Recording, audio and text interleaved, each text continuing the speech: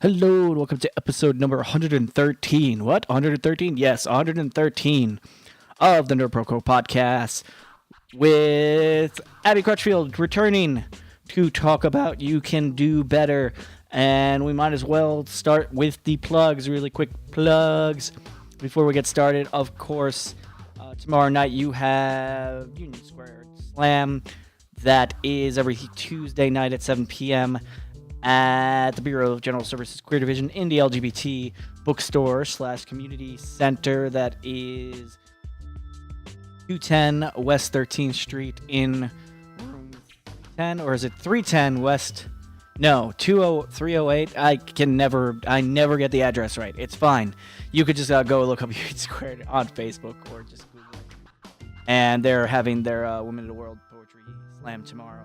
It's $5 cover. It is all ages. You should go do that and support art. And, with times the way they are, you could probably use some poetry in your life, and also some comedy every Friday night. The Living Room Comedy Show. It's co-produced by Luke Thayer, husband of our guest Abbi Crutchfeild. She sometimes also stops in and helps book that show. That is every Friday night at the Postbar Cafe, which is 6th Street between 4th and 5th Avenue in Park Slope, Brooklyn. Also co-produced by Aaron Camino Smith, who is also a former guest of this podcast. So Abbi came on to talk about some stuff, especially You Can Do Better. That's why this is going up before all of the review podcasts that are going to be coming up. Doctor Strange, Black Mirror, probably Arrival at some point. All of those are going up soon. Shappy C. Schultz is going to be coming back and doing some reviews and some comparison stuff with 70s and 80s comic book properties and how they've been adapted and all that. We're going to be talking a lot of stuff. Good to have him coming back. That's going to be in the coming weeks. Couple other people, guests who are going to be showing up in December. A couple solo episodes thrown in there. Looks like there isn't going to be a hiatus except for the occasional one, like the one that happened 2 weeks ago. But this one's going up because Abbi is promoting You Can Do Better, which is every Tuesday night at 10:30 on True TV. I think they're coming down on our last couple of episodes. And if you listen to the Matt Latkowitz episode, then you know that there are more episodes coming. They just got the back 22. So, yeah, there are going to be 13 more episodes. They're going to be coming in the new year. They're shooting those now. But in the meantime, enjoy episode number 113. Abbi Crutchfeild returns. Now we're diving right in. Okay. Okay. Then I'll skip the pleasantries and not ask how you're doing. Well, no, that's part of it. How are you doing? Hey, Davey, how are you? I'm good. How are you? I mean, how are you relatively speaking? I know, all things considered, right? I love this time of year, typically. I like the fall. I'm glad that the weather in New York is really beautiful today, so things are pretty good.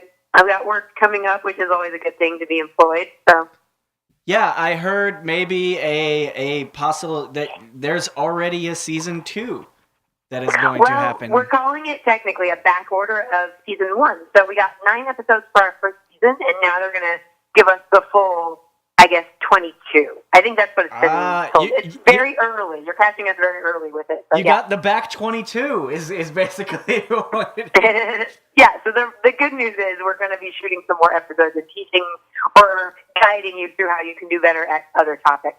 Right. I got really excited, both to that you have a show that is regularly on television, and also when I saw the topic, I was like, that sounds cool. And then when I saw what it actually was, I was like, oh, this could actually genuinely help me. Cool, yeah. It's called You Can Do Better. It's on True TV. It is currently airing Tuesdays at 10:30 p.m.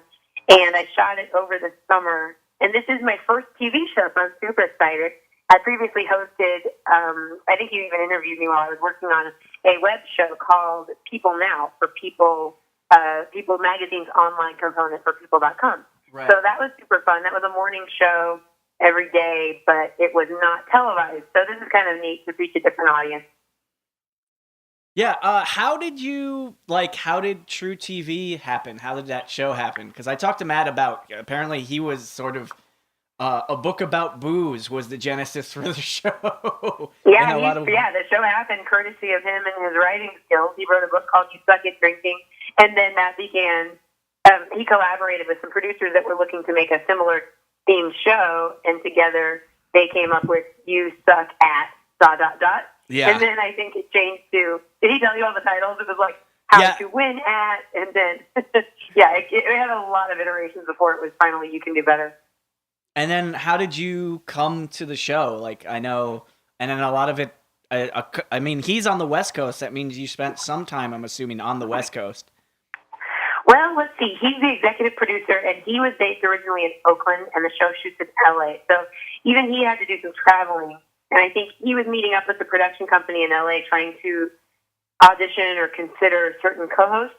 I think they may have wanted a diverse element, or like somebody that's just not Matthew to kind of give it some yin and yang. Right. So I don't know who all they were going through, but I know that I Skyped with both a producer from Red Tail Media and Matthew, and we clicked really well. It was a nice, fun conversation.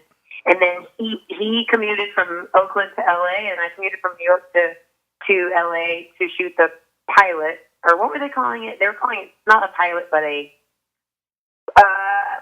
proof of concept. That's the term. So yeah, anyways, if that pilot episode ended up becoming our first episode, which was on the subject of drinking, it got greenlit by Trick TV, and now we're here. We've covered, like, I don't know if your audience knows yet, we've covered different topics of like sports fanaticism and elections, but also road trips and sex and weed and I guess talking, friendship, really basic stuff that you do as an adult.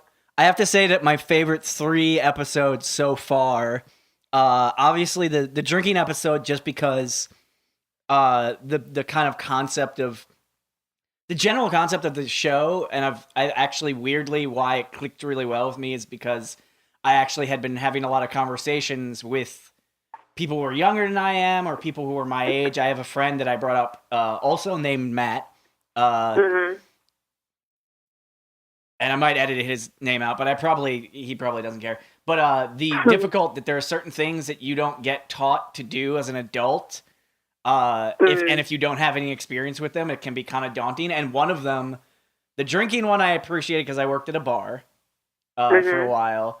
The financial one was actually super helpful.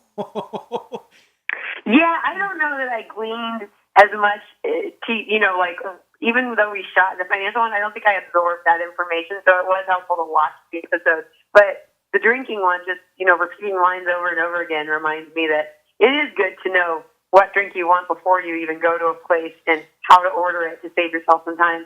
So yeah. I've been definitely utilizing that throughout my life here in New York. And the other one was the friendship episode, particularly because making friends as an adult is really weird.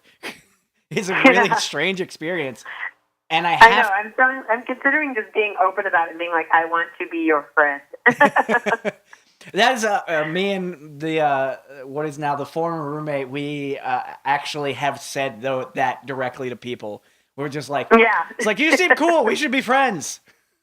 I know, and it's a nice thing to hear. I don't know what's wrong with saying it. It just feels weird to say, but I think if someone said it to me, I'd be like, yeah, absolutely, we should be.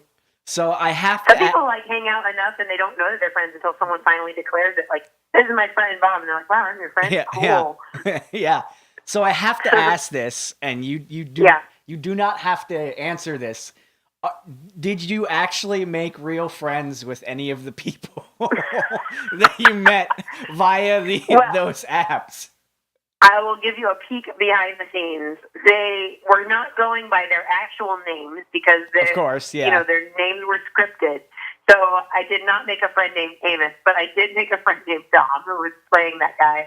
And yeah, I think that once you work together all day on a TV show, you leave learning more about each other, like where you're from and what your interests are, and you laugh throughout the whole process. So, yeah, definitely. You definitely make friends with whoever you're working with. I also made friends with a bunch of crew members that you'll never see on that show.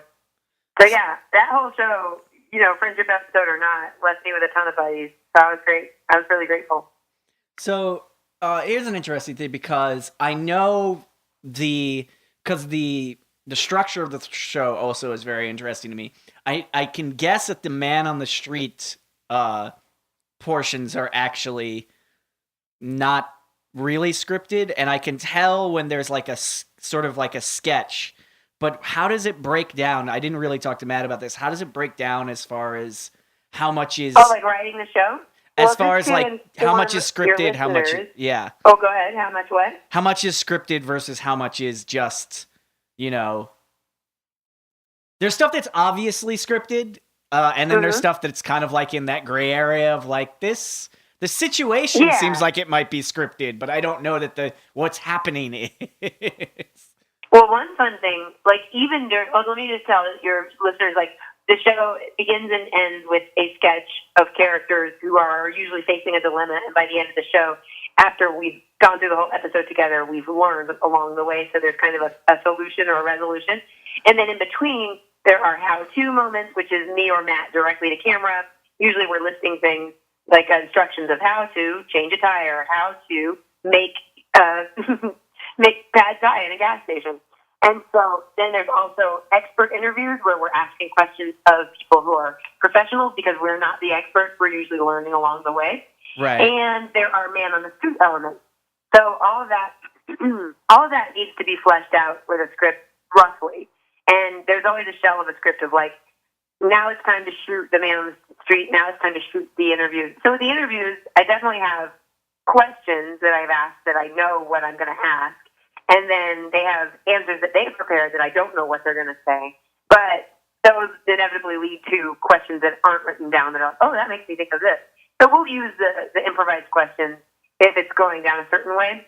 And similarly, like even in our sketch, which is scripted word for word, we enlist a cast of like really talented improvisers. Since it's in LA, we often draw from the surroundings or Second City. And so every single sketch we've had, somebody's improvised something really funny.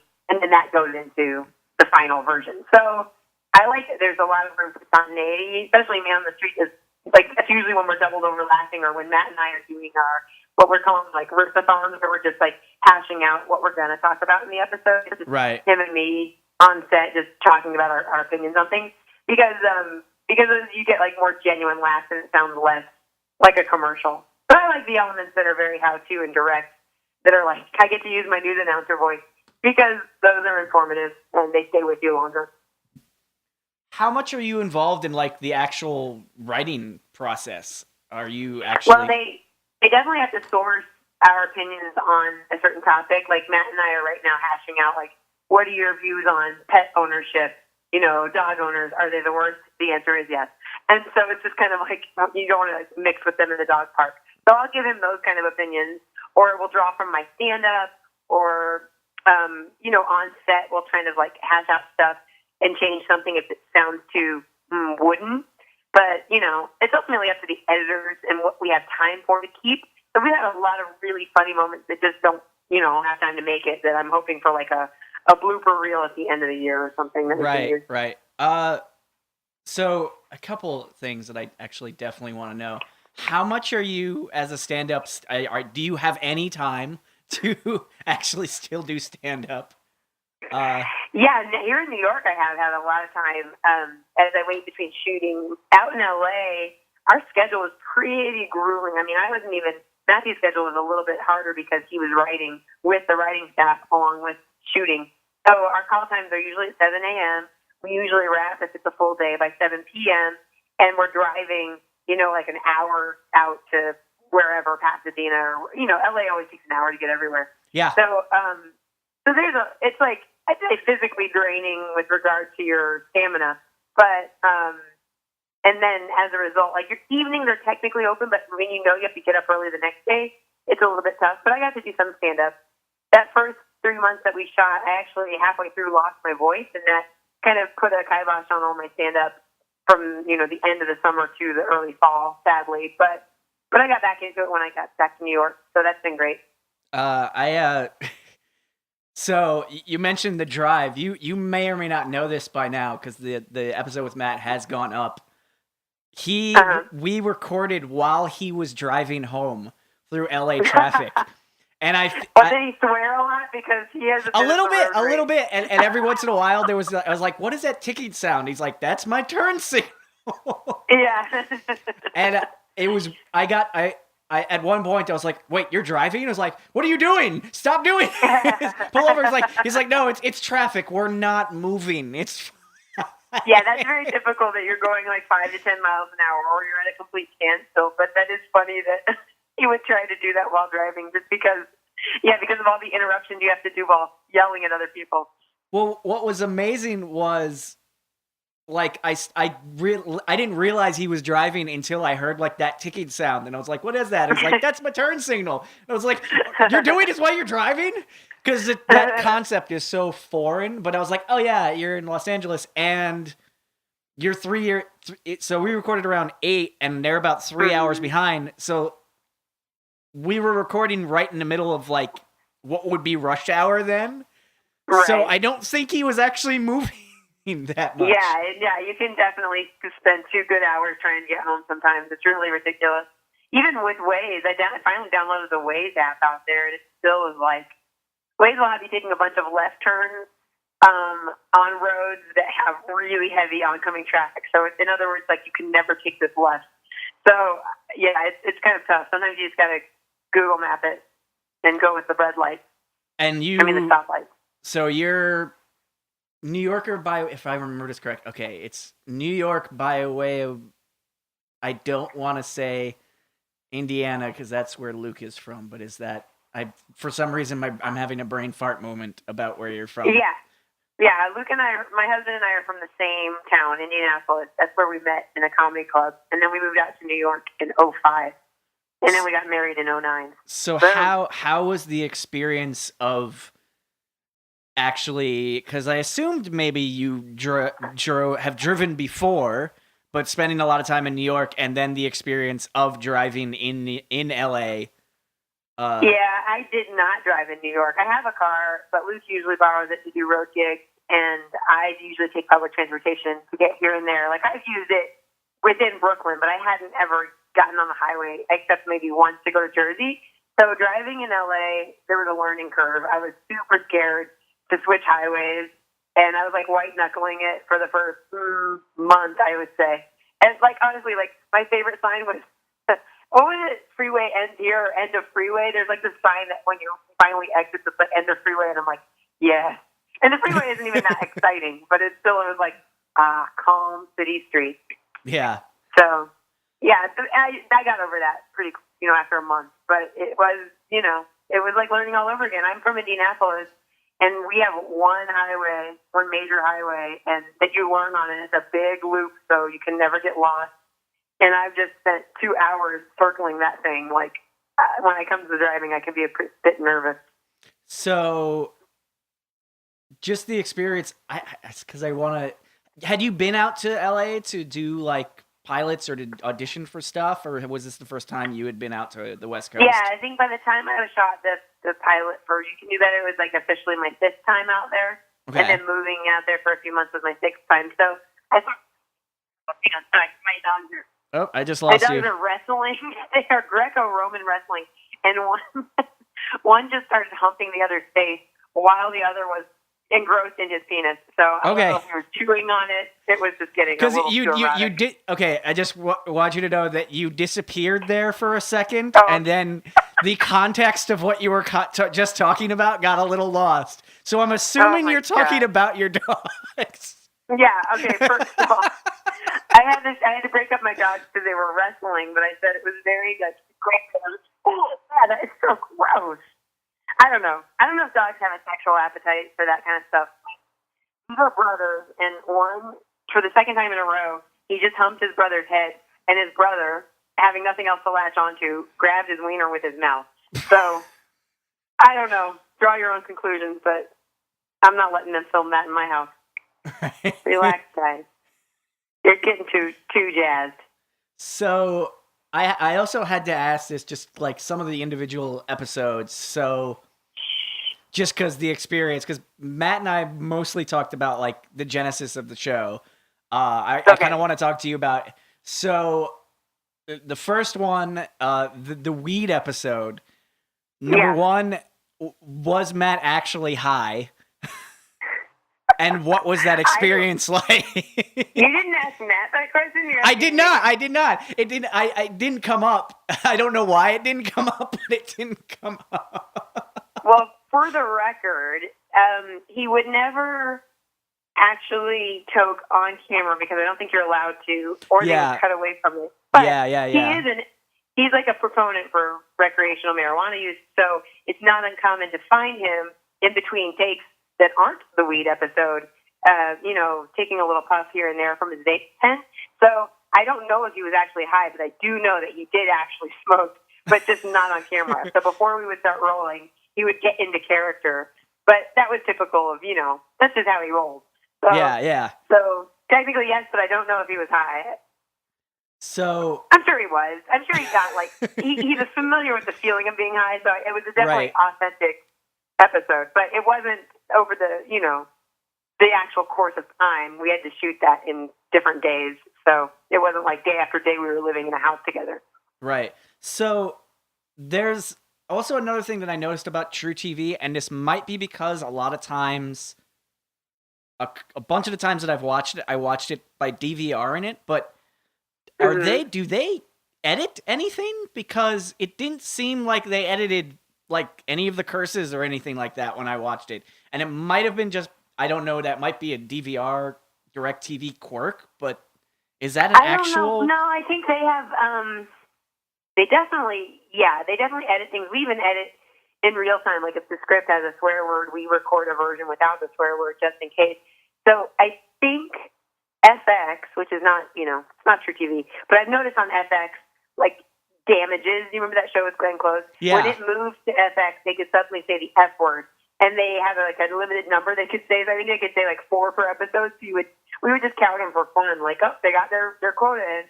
Whereas before, when it was on some other network, they couldn't. So there's definitely a shift, and you definitely notice it when you hear people swearing on television. So I don't know what True TV's rules are. I should look them up. I think, because I've experienced this, I think, with FX, is that when you're watching it live, they tend to bleep stuff, but I think if you record it and watch it later, it plays back unedited, which is strange. Oh, that's hilarious. Yeah, which I'm not watching it play back. Yeah, I'm not 100% on that. But I bet we could Google the censorship rules. It's weird. They changed a bit. I'm sure by the time we have kids, nothing will be off limits. Of course, yeah. So how has the experience been working with True TV? Because as I was telling the story, True TV went from being court TV to and now they have all these comedians hosting things. Yeah, they're definitely pushing for.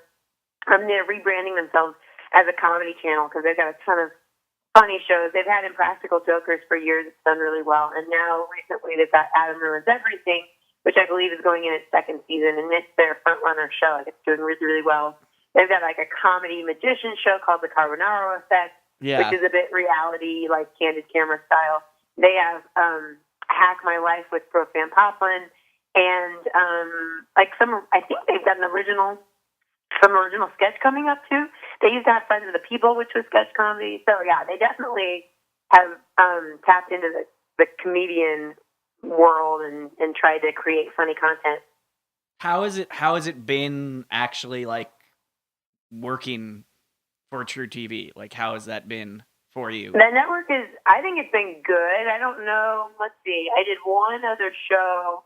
I did a day player role on Mysteries of Laura, which was, I believe, an NBC show. So I don't have much experience with networks in general, dealing with network heads as I have now with True TV. So, I had nothing to compare it to, but everybody's been really communicative and welcoming and fun. And, they've been cheerleaders for this show, which is always a good thing. And, before it even gets off the ground, it's usually expected to be once they hear that ratings are good. But it's been nice to have them. I think it's because they're in that nation stage of growing and fostering stuff. So, yeah, everybody's cool. A lot of women on the network, too, which I love. Yeah. I'm always dealing with a lady. One of my other favorite comedians is also Almost Genius, has April Richardson, and April Richardson is awesome. So I was just like, Cool. and it had that moment, and I mentioned this a couple of times, but it's like, if it was weirdly like Law and Order in New York is like, if you hang out with comedians for long enough, eventually someone you know will be on television, and it's very exciting, but also very odd, especially when it's once a week. Like, it was exciting. Yeah. It was really exciting, like seeing you in the American Express commercial, and exactly, yeah. and a couple. It's like, it's really weird to see someone. Yeah, it's like entering a different world. You know, like there's a TV world, and then there's the real life where I actually know people. So yeah, to see someone on TV is very, very weird. How has that experience been for you, and how have you found? Like, are there people who are watching the show? Because I know, like, I attempted to live tweet a little bit, but like, how are you finding the live tweeting and like interacting with the people? Like, is any of that weird? I know you did that before. I'm sorry, you have the longest question in the world. Yeah. What is the final result of the question? Yeah. What's your question? Just now that you're on like a regular television show, have things change, and is anything become like weird or strange for you? Gotcha. Or what? I don't know. Sometimes I am getting to the question as I'm asking. Like, how am I articulate? My patience and my listening. Go ahead. Well, basically, now that there's been a bunch of episodes, has anything like changed for you, or has anything become weird? Well, with regard to interacting with people, I'm still in New York City, and you know, for years, I've been in here 10 years now, and even within like my first 2 years, people who would see me at a show would say, "Oh, I saw you at the show at this bar the other night," or a year later, "I saw you at this one show last year." So, you know, that hasn't changed. Of, you know, very, very minimal recognition. I got it when I worked at College Humor. Some kids would stop me on the sidewalk and say, "I saw you in that video for College Humor." And when they see me live at a show now, they'll say, "I've been following you for years on Twitter." I even once did like a private party in the middle of Connecticut, like the forest of Connecticut, in this house, and it was a family's Thanksgiving meal. And like one teenager at that family was like, "Wow, I had no idea they were going to hire a comedian for our family dinner, but also I already follow you on Twitter." So there's been like through the years, you know, minimal recognition and of just the different things I've done. I've also, excuse me, done commercials and been in, you know, like poster ads and billboards and stuff for different campaigns. So there's always been, and then I will inevitably share it on the internet. So if people think they've seen me, it's usually because I've been talking about it on the internet, and then they can match it up with what they see in real life. So they probably hear about this show before they actually see the show. But I've had people, tell me that they've been watching the show and it's been getting good feedback, and I love hearing that because that's what it's there for. It's not there for me to just exist. It's there for people to kind of get something out of it. So I think the only thing that's really changed that has never happened before ever in my life is when I went out to LA to shoot a promo. There was a car service with my name on a little whiteboard rating for me. It was actually a cardboard sign with it handwritten, which is so classic because they'll do that now on an iPad. And it's not the same thing. So I took a picture of that and sent it to my husband, like, I made it. But that's only because someone decided, hey, would you like a car to pick you up instead of getting Uber? So, it's very, very tiny stuff like that. So you kind of glazed over. I want to hear more about this show in the forest in Connecticut. How did that even, how does that even happen? I have a vague idea, but... that happens because you say I'm a stand-up comedian that wants to perform outside of New York so that I can continue to get paid for it. And you can either perform at colleges or corporate gigs, which are usually like company meetings during the afternoon or team building events. You can perform on a cruise, or you can do private parties, which in this case, I think what happens is a family that says, I want an entertainer. I don't want a magician. I don't want a singer. I want a stand-up comedian. That would be fun. So they Google, and then a website that has stand-up comedians will come up, or a third-party, talent site will come up. And so I got it through my husband, Luke, who work for the third party, agency that exists, and we're put in touch with them. So you just kind of send an agency your avails and say, I'm free in December. Are there any Christmas parties? And inevitably 10 will roll in, and you just accept them. And they could be anywhere, but ideally they're close to you, so you're not in the middle of nowhere. So was it like super rich people who had a compound? Like, what was it? You don't have to give details about who they were. They had a beautiful spread. I would say they were doing well for themselves, but I don't think they were super rich. I just think they had a nice living room, and they cleared out all the couches, and they put in folding chairs and had their family and friends, like 30 or 40 of them, sit and watch us. And then we just told jokes in a living room. It ends up being really, really nice. Like, honestly, you get there and you feel like there's no escape. Like, I have to do this now. Yeah. And you believe in your jokes, and they've made people laugh before, but you really, it's just an uncomfortably intimate setting. And I've heard, Luke's done enough of them that I've heard his stories of how sometimes they just don't enjoy it, and you have to sit there in a living room, and look at people who aren't enjoying you. And then when you're done talking, you leave. But for me, it was much better than playing a college full of, like a college auditorium full of 300 kids who really could care less if you're there or not. Right. Sometimes kids are engaged, but sometimes they really aren't, and it's obvious. It's like painfully obvious. Yeah. So this was just a family that was happy to be together and happy to be entertained. And you get to leave afterward. That was going to be my second question. Is like, afterward, do you just have to stick around, or do you just get to leave? Well, I mean, we did. We stayed. We were invited to eat, and people wanted selfies, so we stayed and chatted. I mean, they're human beings. They're not like there's no green room that you get to hide into and feel like the audience will file out there with their friends. You're their guest too, in a way. So they want to get to know you and have you get to know them. So yeah, I mean, it actually, if you're not afraid of people, it's a really great experience because you get to have a peek into other people's lives and share in a nice moment. But if you're like a agoraphobe or, a misanthropist or something, it could be torture, I'm sure. So I'm sorry, just the concept of that, of like perform. I mean, I know a couple comedians who've done I know famously Tig Notaro did like an entire tour. It was like, if you book me in your living room, I will show up and do comedy in your living room. Yeah. But I mean, I wouldn't have a comedian come to my living room, but that's because I like the comedy club setting, and I think that comedy's better there. But I get it, especially if you're having people over and you want them to be entertained. It's a nice idea.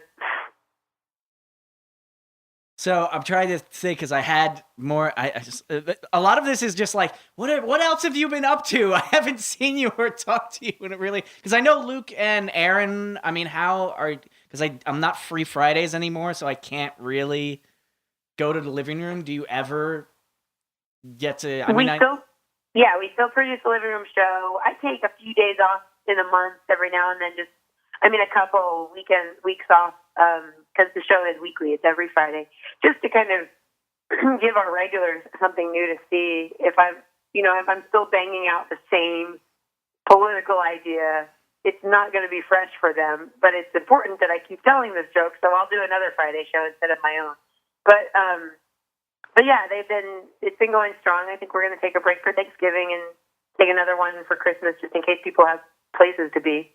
And then we'll be, but we're there every week, every Friday at 8 at Postmark Cafe, a free show. Yeah. Super fun. I plug it in the intros almost every episode now. Oh, thanks. Because it's a free show, and there have been awesome people on there. You like free stuff and TV stars, then come on down to the living room. So I have to ask, again, like sort of individual episodes of the show. Mm-hmm. How much, in particular, I know this is kind of cliche, but I have to ask about the sex episode and the edibles, because how does that process work out? Not even specific to that episode, but like, okay, this is a thing we're going to do. Like, do you just roll with that? That was part of our deep dive. That's the other element I didn't mention to you. Like, we have this through line to keep people coming back after commercial where we are testing something. Where in the road trip episode, we were testing what is the best way to get your car to not stink if it's full of like funky clothes and food after your big trip. So we were testing coffee grounds and air fresheners and baking soda.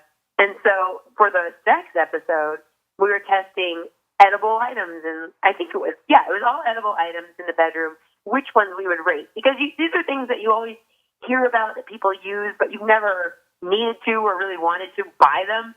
And so you're curious, but you don't really have an occasion to use them. And Right. I was totally surprised that edible underwear that always looks translucent and red tasted nothing like a fruit roll-up and everything like chemicals and red dye and just napkin. It just tasted so gross. And I'm like, this may be edible, but I do not want to ingest it at all. Yeah, it's just the whole some of the like the concepts of that. I'm just like that seems like it's a good idea, and that's kind of where it's like that seems like that's a good idea. Yeah, you're like, that could be sexy, I guess. The funniest thing that made me laugh was when we were testing chocolate body paint. We were painting it on these like hard, cold porcelain busts to represent our lover. And we weren't really making any good designs or anything. And once you lick it once, it's like licking a dinner plate. It's like, okay, this is not sexy at all. So I said to Matt, like, let me just put it on your hand and lick it off you. And I put it on his arm. And then I said, look away, pretend I'm your wife or something. And I licked it. And he's like, I was like, can you imagine that all night? And he's like, yeah, I could. And I'm like, well, there you go. Okay. That's why it's sexy. You need to be a human being. Have you learned anything through all the things that, like, the topics that the show has been going? Have you learned anything about yourself that, like, you didn't know before? Gosh, that's a good question, because I don't know that what I did learn knowledge-wise is a lot about marijuana, and I definitely changed my opinion on it before, where I had no opinion, which was just, I don't smoke, the end. So I'm not allowed to know anything about marijuana, and you guys can go smoke, and I will just sit here in a cubbyhole. Like, it was always, if ever my friends were going to get high, it would just be like, okay, I don't have friends now. But now it's like, no, you can hang out with people and enjoy their company, and it's not like the private secret thing I thought it was. It's just like it's a way people unwind, or it's a way that they, enjoy themselves to philosophize, or just like reduce anxiety or treat actual ailments. So not only did I learn some more about the social aspect of that, but also just kind of like why it was illegal and why, I think it should be legalized, certainly for medicinal use, but also for recreational use. I don't think it's as damaging as alcohol. All these things that you've heard stoners say for years. Every Willie Nelson song, I'm sure. So I'm definitely on that camp. I still don't get high because I don't like to take drugs anyway. Just any kind of drug to alter my state. I will drink occasionally, but it's not even to like get drunk. It's because I like the taste of what I'm drinking. So That's just me. I'm just one of those people. But yeah, like I definitely learned that, I don't know, throughout the whole process, I learned more about Los Angeles as a character in a movie than I did know about it, living in New York. So that was cool. I have to say one thing that I am only a very, very occasional weed smoker, very special occasion type thing. But the one thing, because you mentioned because there's a whole chunk of that of if you're the person who is the non-smoker in the group that is smoking, and I have been that person a lot, even though I do occasionally smoke. I will say that contact high is a thing.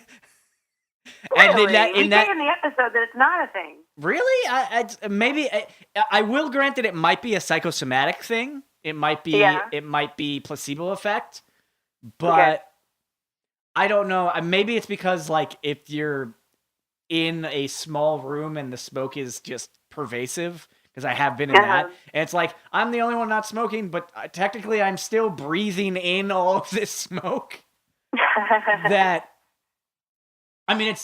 think that was one of those things where it's like, you prove that it's not a thing, but also I think a lot of that is No, you bring environment up a based? great point. Like, it really could have a lot to do. Well, here's the reason scientifically why it shouldn't be a thing is, and this was only how it was explained to me. I haven't Googled or like spoken to an expert specifically on it.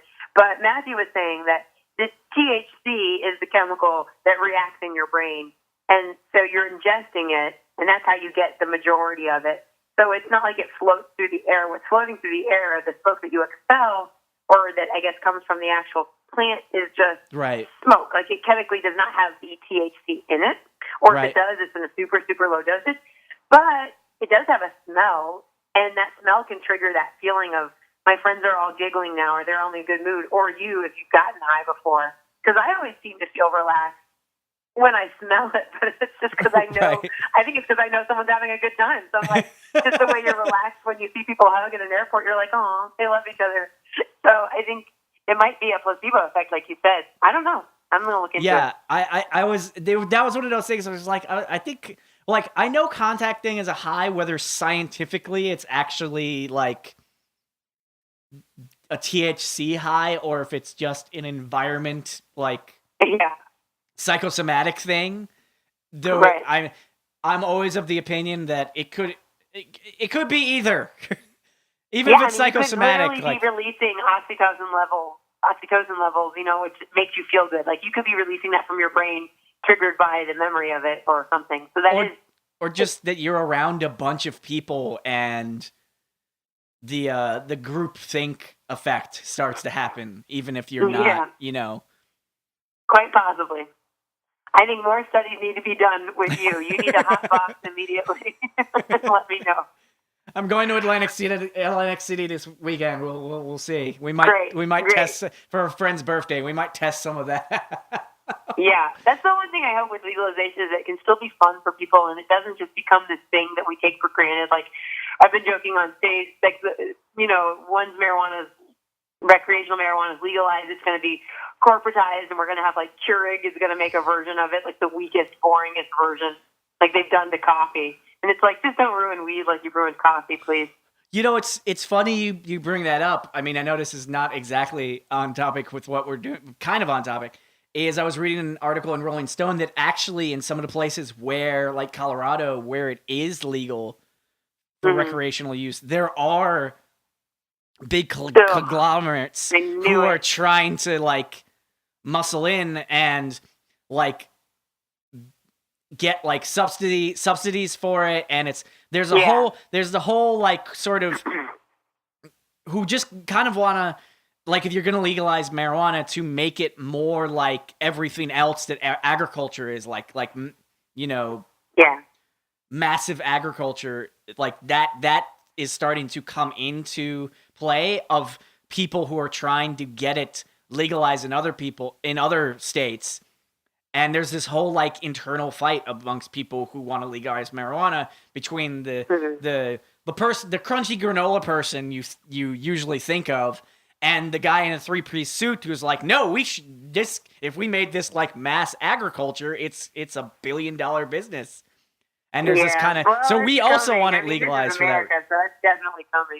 I feel like there's no stopping capitalism from getting its fingers into marijuana. Right.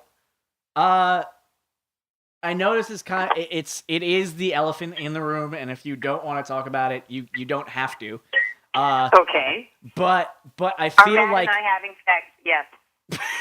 Oh wait, that wasn't the question. Whoops. Never mind. What? Wait, what? That was not the question. No. So you are the first, like, person I've talked to on the podcast post the election. Right. And I brought it up in the intro because the Matt episode was before the election. So I was just like, oh, wow. I was like, yeah. So I had to, like, in the intro, I posted it post-election. I was just like, I know what happened. I'm not going to not acknowledge what happened. So how are you? I mean, I've been asking everyone this, but I guess, like, because you're the first person that I've had on the podcast, how are you feeling? Well, that changes day to day, honestly.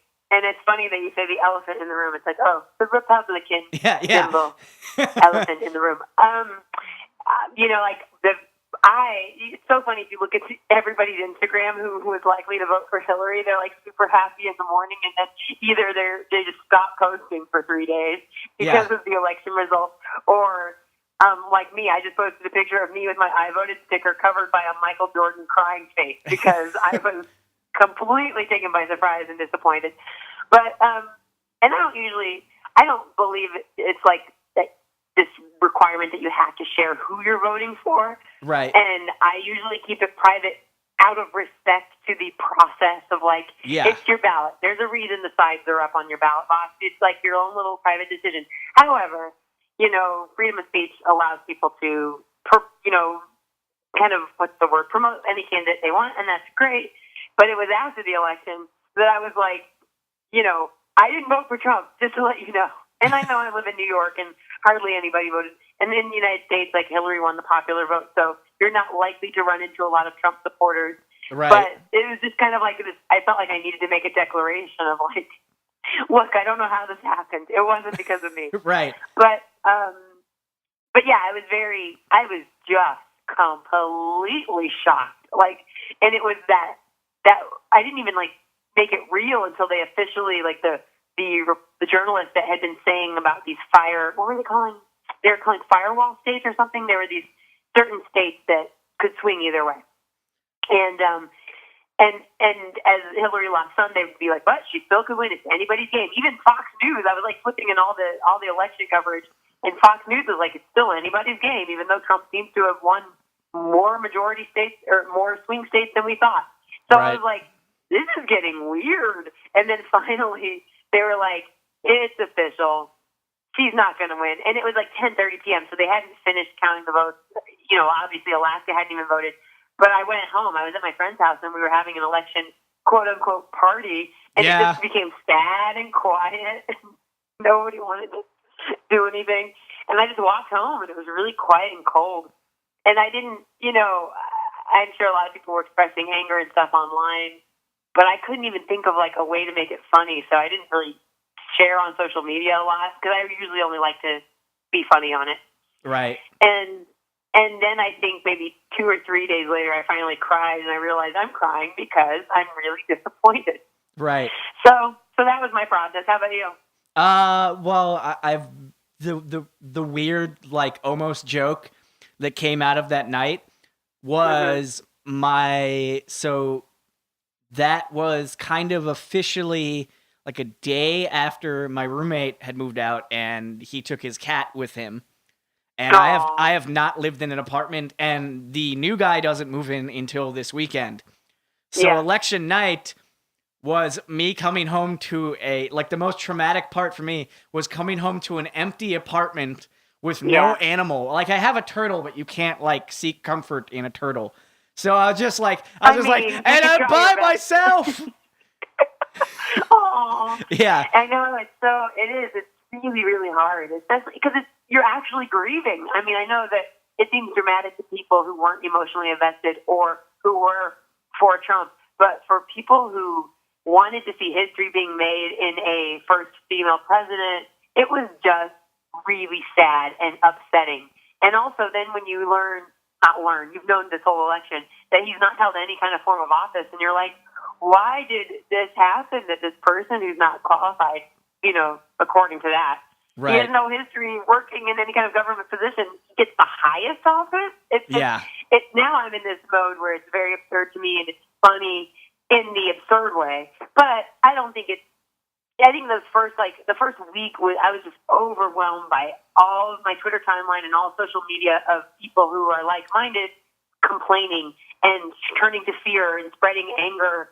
And it was just like, I got nothing to say here, because if you're not like echoing what they're saying, their sentiment, you're not getting much of a response. So I just use it as a time to be patient and kind of listen. And now I'm able to joke a little bit more, but it's also like, I mean, we'll see how this goes. I have hope that it will not be as catastrophic as World War II Germany, but but I think everybody's talking about World War II Germany just in case, because you had similar kind of news articles by the New York Times about like Hitler's just using the anti-Semitism rhetoric to get people excited and get more votes. And it's like, well, shoot, if that's how that started, I don't want to see how this ends. So I think people are just on their guard. I avoided social media for until that weekend when I had to post a podcast, because I was just like, I'm not looking at this, but I know that Monday I'm gonna have to post this show, that I recorded with Matt, and so I'm gonna have to promote it, and it almost feels, it felt weird. It was just like, here's this thing that has nothing to do with what just happened. Yeah, sorry, but yeah. well, so life goes on for sure. I framed it as like let's pretend things are kind of still normal. Entertain yourself, like.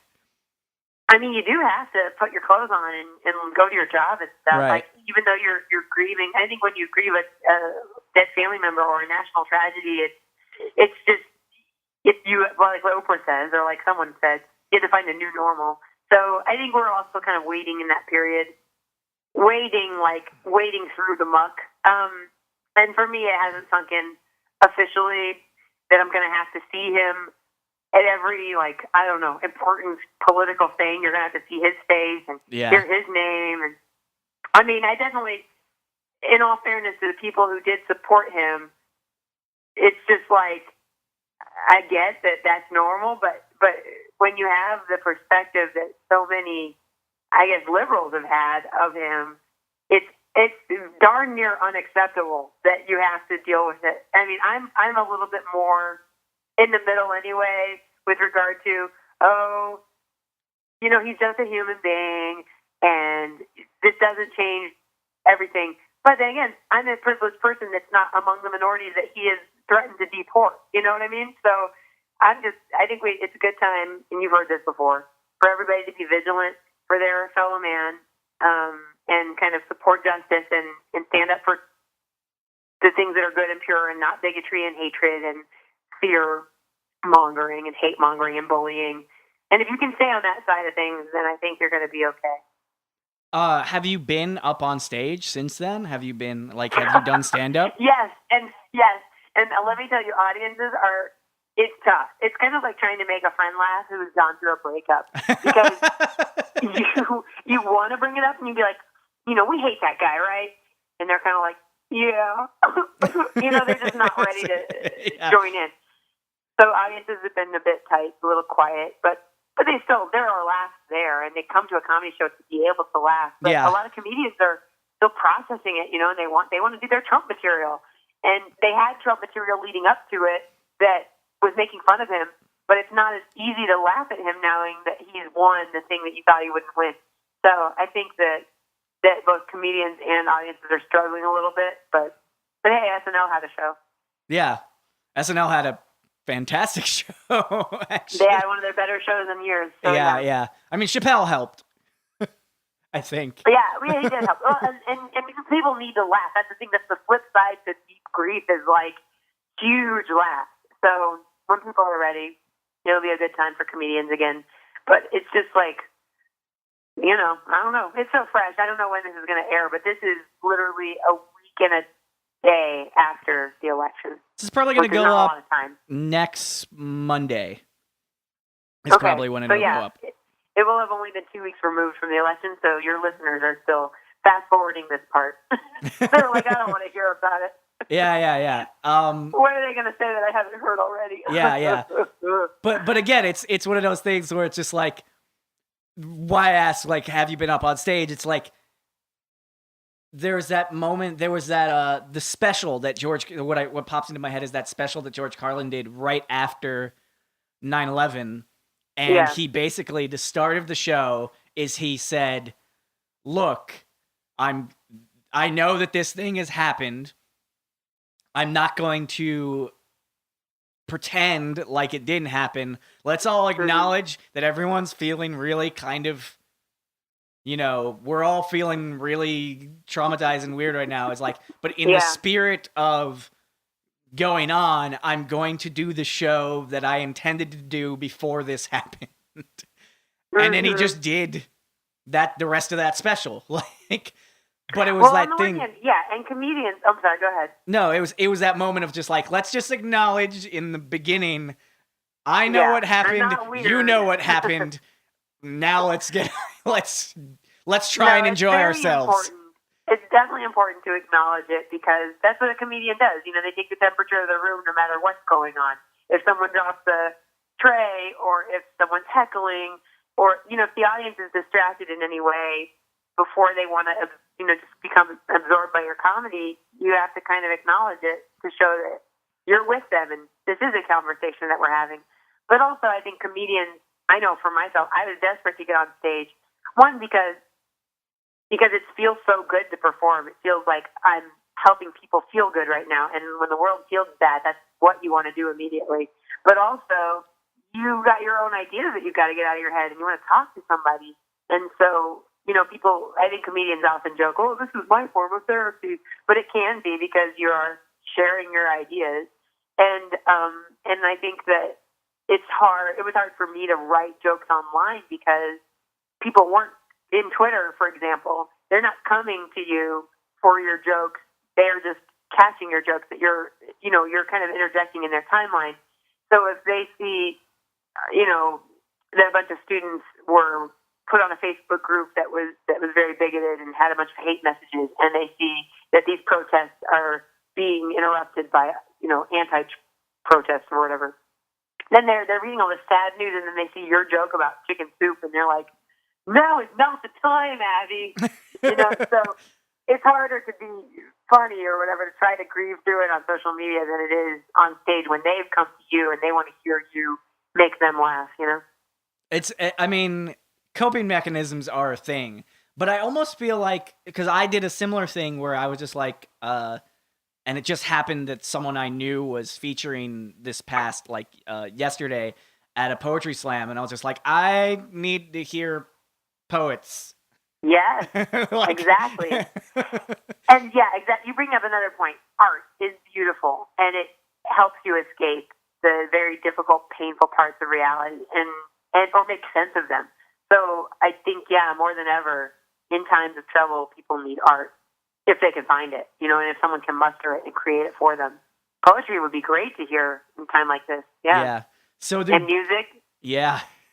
Well, I've heard, I haven't bought it yet. I've heard from many people that the new Tribe Called Quest album is amazing and that it is helping a lot of people get through this time. Yeah, good. All right, I'll look into it. Can I get back to your turtle for a second? Yes. When I was in Los Angeles, I have friends that work at the Quail Botanical Gardens or the San Diego Botanical Garden in San Diego. So I went to see them, and they have this 53-year-old tortoise named Sam, who's amazing.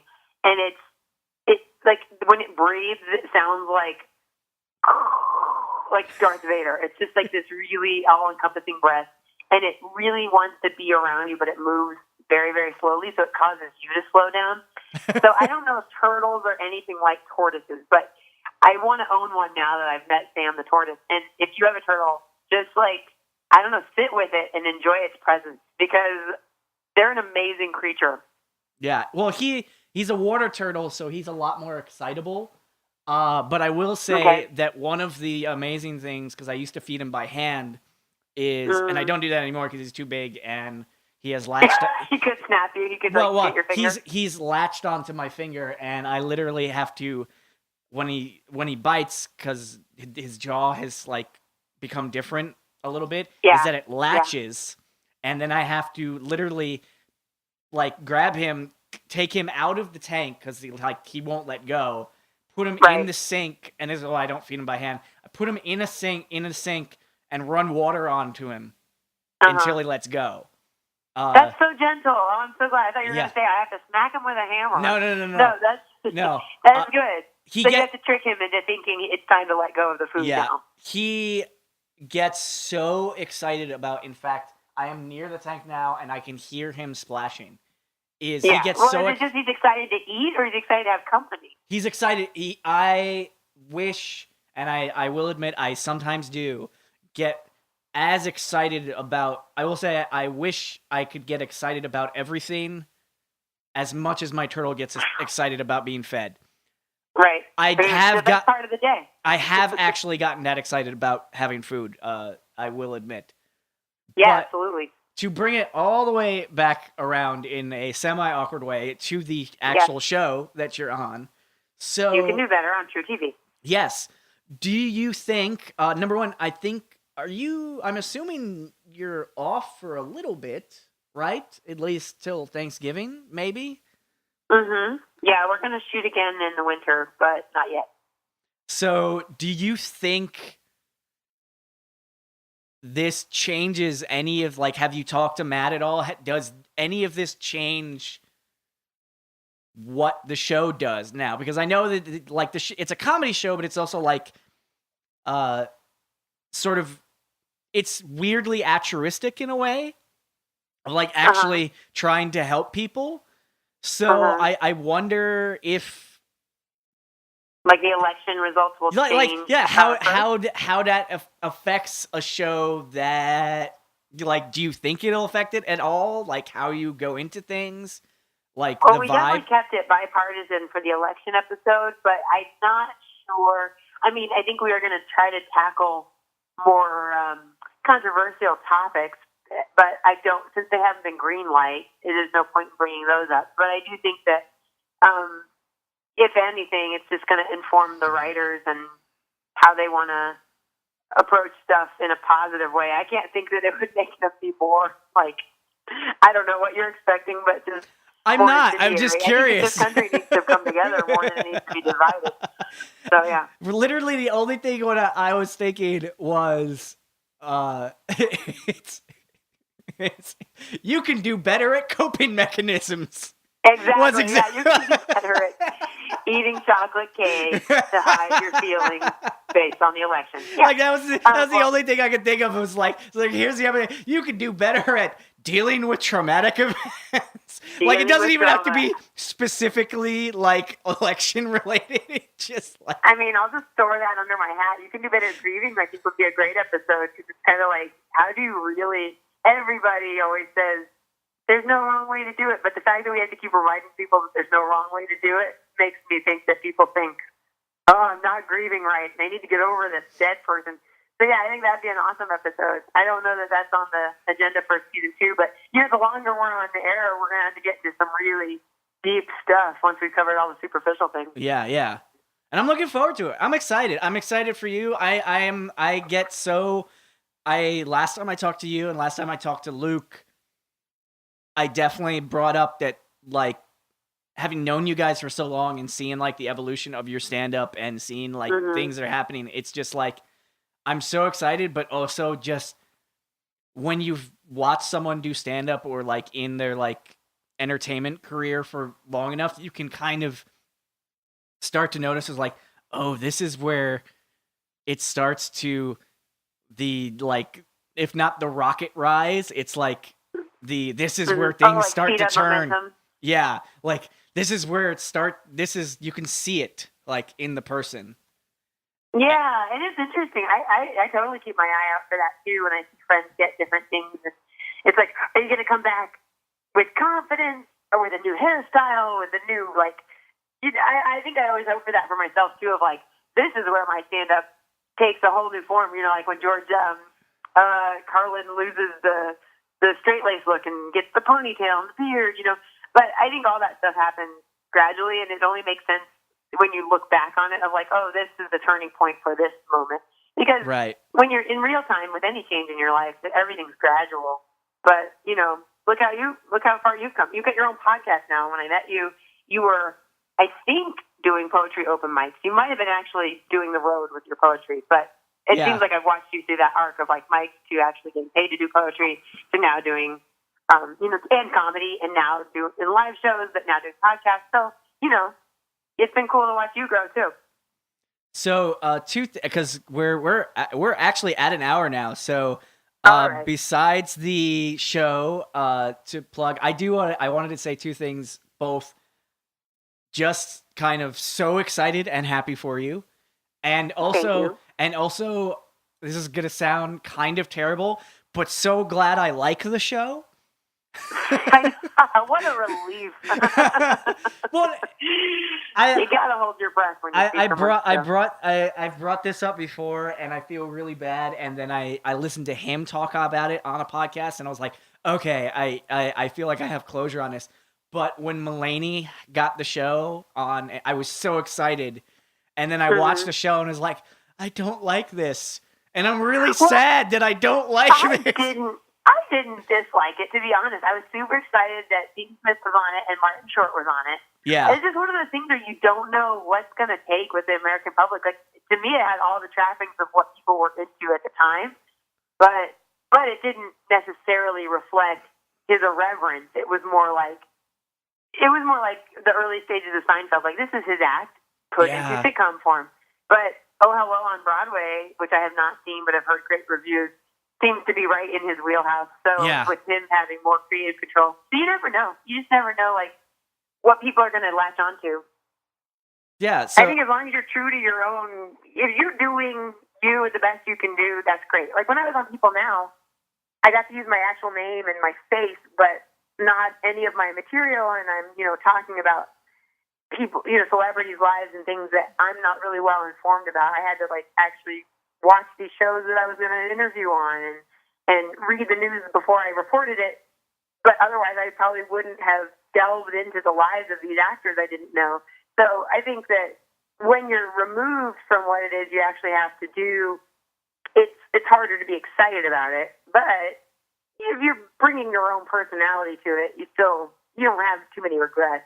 It's if you start compromising your integrity that you're like, I hate my life, I hate this job, who am I? And, with comedians, that rarely happens. You're usually, if you're being funny, then you're being true to yourself.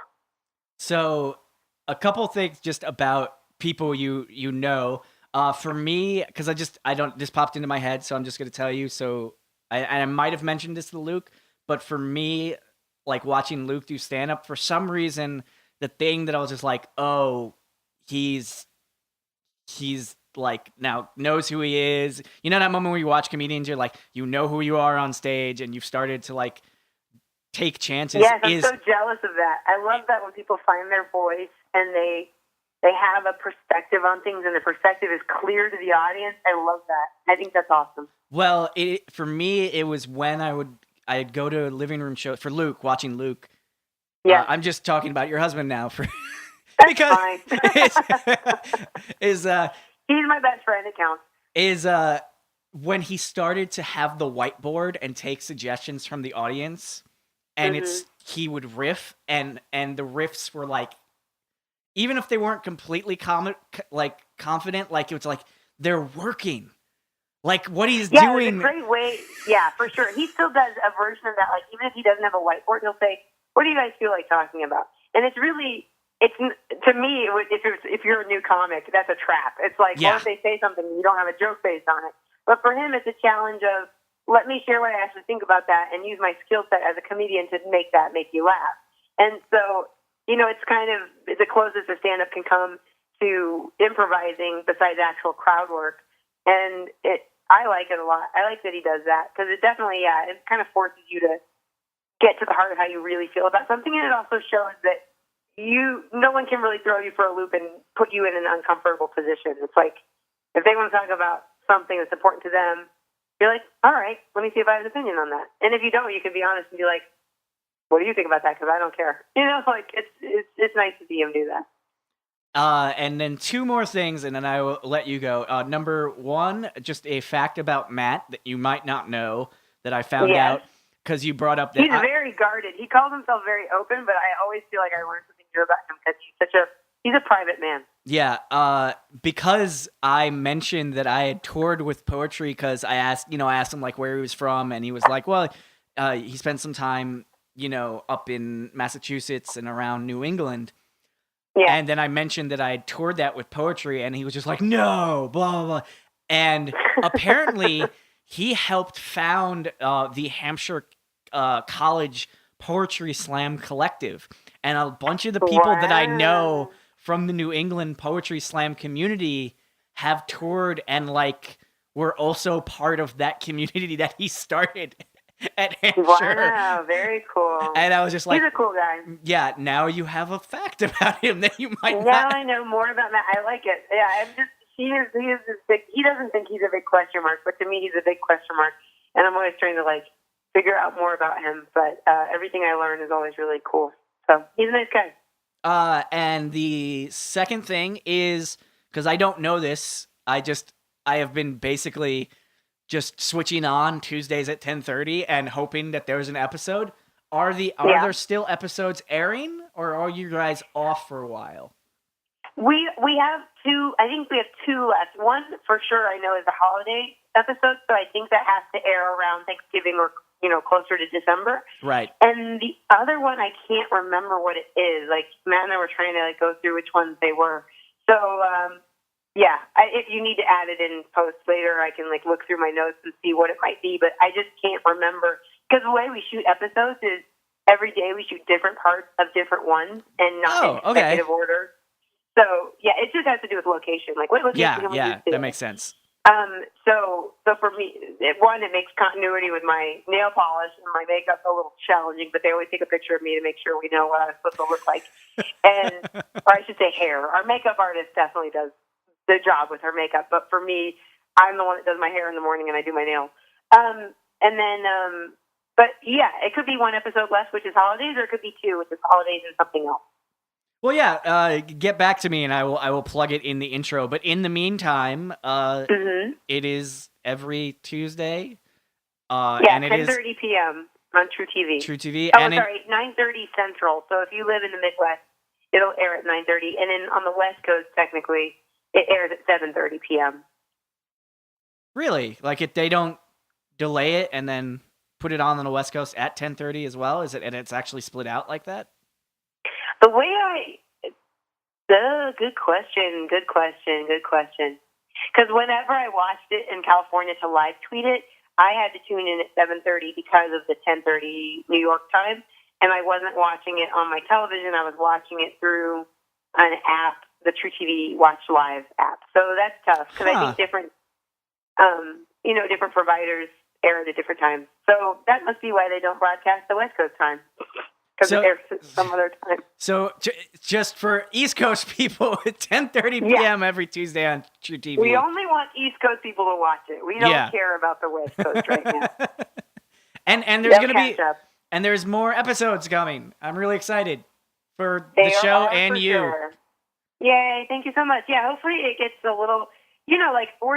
Everybody's first season is a little rocky. They work the kinks out. If you watch any famous Frasier, Cheers, Seinfeld, and this is not a sitcom. This is a reality how-to kind of advice comedy show. But I think that there will be some things that go a lot smoother in these future episodes, and I can't wait till we all hit a groove. Whether that's hitting a groove with the format of the show and the editing and the sound, the music choices, or just me and Matt's chemistry, because we get along really great, but knowing what topics are going to be fun for us and how we tackle them is going to be huge.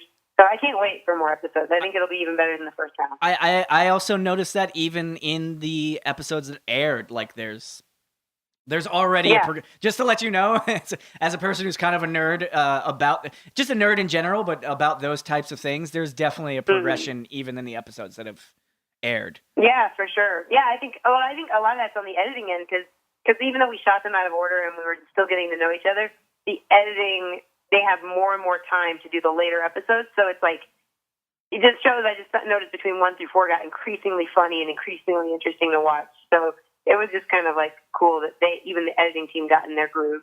So yeah, been great.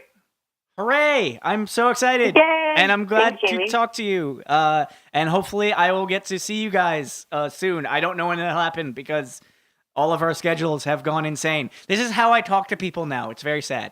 That's fine. Do you? Are we off the air so I can ask you personal questions or what? Yeah. I'll edit that last 3 sections. Okay, well, let me just say thank you for having me. So thank you, Jamie, for talking with me. I had a great time. Sure. Okay.